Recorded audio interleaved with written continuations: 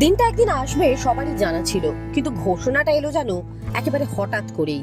আন্তর্জাতিক ফুটবলকে বিদায় জানাতে চলেছেন ভারতীয় দলের অধিনায়ক সুনীল ছেত্রী।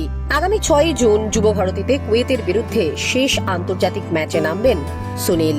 এদিন সকালে নিজের সোশ্যাল মিডিয়ায় একটি ভিডিও বার্তার মাধ্যমে এই সংবাদ জানান সুনীল নিজে। অবসরের কারণ হিসাবে জানান, এবার সময় হয়েছে পরবর্তী প্রজন্মকে জায়গা ছেড়ে দেওয়ার। 2005 সালের 12 জুন আন্তর্জাতিক ফুটবলের অভিষেক হয়েছিল সুনীল ছেত্রীর। প্রথম ম্যাচ খেলেছিলেন পাকিস্তানের বিপক্ষে।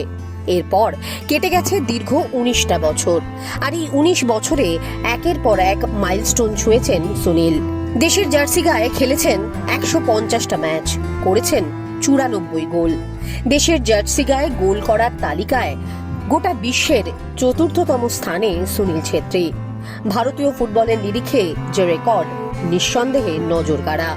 বিদায় বেলায় আবেগঘন কণ্ঠে সুনীল জানান, তার জীবনের প্রথম আন্তর্জাতিক ম্যাচ থেকে প্রথম আন্তর্জাতিক গোল সবকিছুই তার কাছে স্মরণীয় হয়ে রয়েছে।